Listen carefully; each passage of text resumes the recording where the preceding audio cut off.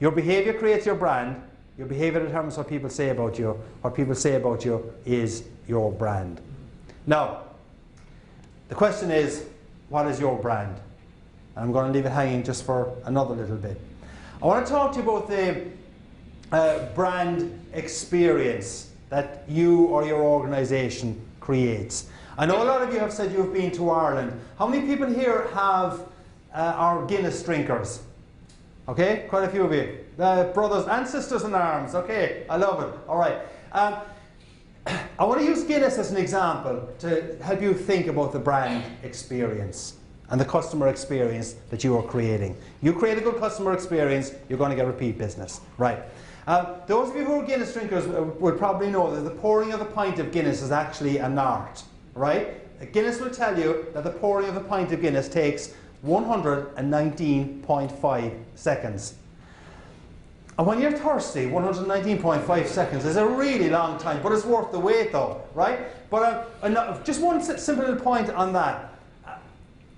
It's a little simple marketing technique. You might be able to adapt it to something that you do with your business. Guinness could say that the pouring of a pint of Guinness takes 2 minutes. And it probably will just go over your head. But when Guinness says the pouring of the pint of Guinness takes 119.5 seconds, you're paying attention. Yeah, you're probably going to remember it. The difference between 119.5 seconds and 2 minutes is half a second. The impact of 119.5 seconds to 2 minutes could well be a lifetime of memory and recollection. All right? So simple little things can make a difference to how your customers remember you or recall. Right. Point about Guinness I want to make is that it takes time to pour the pint of Guinness. And I'm going to now give you a little bit of a dialogue for a second that will help you to think about the customer and the brand experience. So let's assume that we're inside an Irish pub. An American, we'll call him Jake, has come into the Irish pub. He's talking to the barman named Finbar, who he knows. Jake does not know that it takes a long time to pour the pint of Guinness. So just let's listen in and we'll get some ideas about the brand experience. So Jake, by the way, he walks and he talks a little bit like John Wayne, okay? Probably with a bit of a bad Irish brogue as well, all right? So let's listen in. Jake first says to Finbar the barman, he says, "Hey, Finbar, how long does it take to pour a pint of Guinness? You know, a pilgrim could die of thirst here waiting." Finbar responds, Jake, you are a heathen, man, a heathen. Do you not know that Guinness is a cultural experience and it's also a work of art? You cannot, Jake, you cannot rush a work of art no matter how much you want to. Jake, think about it. Think about that guy who painted the Sistine Chapel, Michelangelo. Can you imagine when he was painting the Sistine Chapel, if he got a phone call from his patron, the Pope, and the Pope's new iPhone 6S, the gold model, and the Pope, he says to Michelangelo, he says, "Hey, Mikey, how long does it take you to paint the ceiling? You're only painting the ceiling." He wouldn't have been too impressed, my lad. Not too impressed at all. And it's the same with this black magic Guinness here we're waiting on. Guinness isn't just a product. It's an experience. And that, me boy, is what you got to offer your customers with your product and with your service. You've got to offer them an experience. Jake, think about it. Harley Davidson doesn't sell motorcycles. Harley Davidson sells the roar, the sense of rebellion, the sense of freedom. And Jake, think about it. Starbucks doesn't sell coffee. Starbucks sells community, ambience, friendliness, get together. Jake, Apple doesn't sell computers. Apple sells hip, chic, modern, cool. So Jake, what is it that you offer your customers? What is the brand experience? What is the customer experience that you are offering your customers beyond the core product? And Jake, if you don't know what that core customer experience is or brand experience, you're going to have difficulty differentiating yourself. There's your pint of Guinness, Jake. Enjoy.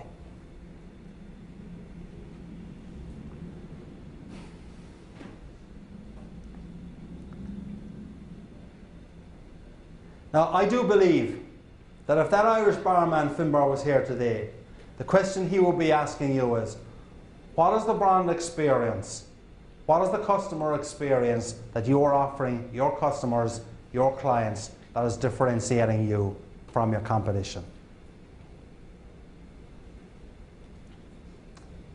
And the question is, what is the customer experience? What is the brand experience that is differentiating you from your competition? So let's go back to the core reason why I asked you to take out your business card.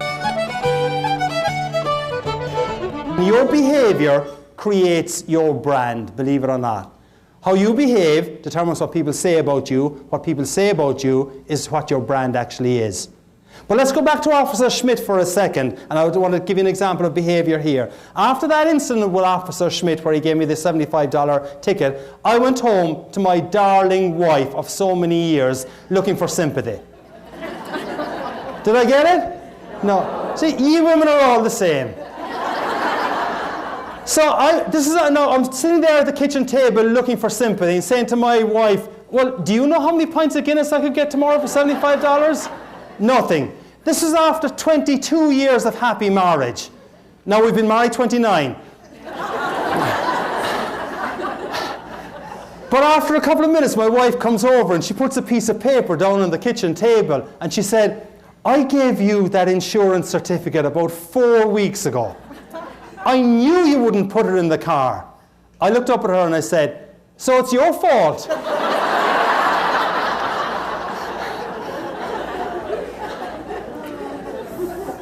When I regained consciousness, the frying pan, as we call it back in Ireland, was in one hand, divorce papers in the other. But she didn't actually go through with the divorce proceedings though. But to this day though, and you men in the audience I know will be able to help me on this, I cannot convince my wife that it was her behaviour that was at fault. So if the men in the audience ever meet my darling wife, just kind of try and win my side of the argument for me. But that's obviously a goofball example about behaviour though. But your behaviour, as part of the gift of gab, goals, attitudes, behaviour, creates your brand. There's one simple little thing that I suggest to people that will help you to create an even better brand experience and brand behaviour for the people that you work with. Each of you, I think, has got a program in front of you. Before you leave today, I'd like you to write down 3 words on that program. And maybe on a piece of paper, roughly the size of a credit card, write the 3 words down. And the 3 words I'd like you to write down that will make a difference to the gift of gab that you bring to other people is, if you were to write down the 3 words that you would like people to say about you after they have dealt with you. Because they're the 3 words that effectively describe your brand. And if you were to write down those 3 words and say, those are the 3 words that I would like people to say about me after they've dealt with me, in whatever area, in that neighbourhood or in my workplace. If you were to tear out that little piece of paper and put it into your credit card wallet or into your purse, so that when you go to the supermarket tomorrow or you go to the gas station and you open your credit card and you see those 3 words, you can ask yourself, hey, have I been faithful to those 3 words today? Will the last person that was speaking to on the phone or the person that's just left my office, will they describe me in those 3 words? It's a simple little practice that can make a big difference to you. Goals, attitudes, behaviour. And if you adopt and adapt goals, attitudes, behaviour, it definitely will help to give you a true top of the morning experience. So let's go back to the core reason why I asked you to take out your business card. Your behaviour creates your brand. Your behaviour determines what people say about you. What people say about you is your brand. You're working in a business where you've got good products, your competitors have got good products, but ultimately it may well come down to the relationship you've got with your customers.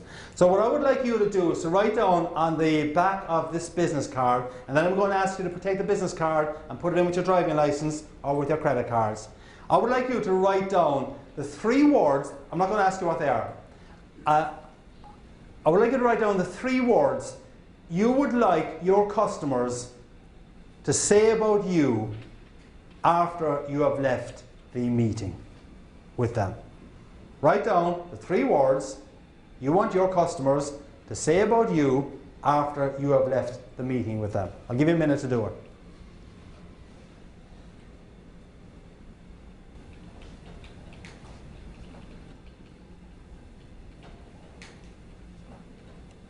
Now, I'll take some questions in a couple of moments' time. So if you have any questions you want to ask about the gift of gab, I'll be happy to take those in a couple of seconds. You might want to think about it, or you may have some questions you want to ask. But basically what you have written down there on that business card is your brand promise. Now, a brand promise does not mean that that is what the customer sees as your brand. But if you can actually live those 3 words, you have a much better chance than of the customer actually seeing that this is your brand, and they will say those things about you.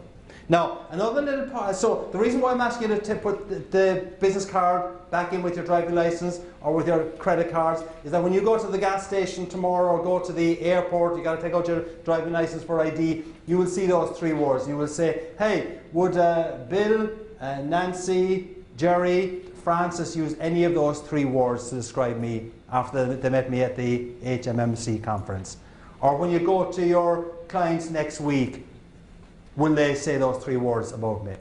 Now, the power of this, if you really believe that those 3 words are important, right? The next time you are making a major sales pitch, take out that business card and ask yourself, all right, what do I want them to say about me after I finish the meeting? I want them to say that we're proactive, very good on follow-up, innovative, easy to work with, whatever words you want to use, right? Now, if you have that clear vision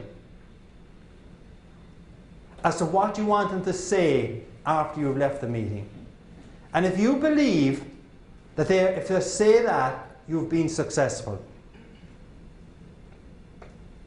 I think what you can now do is you can actually figure out, how do I craft my presentation to get them to say those words?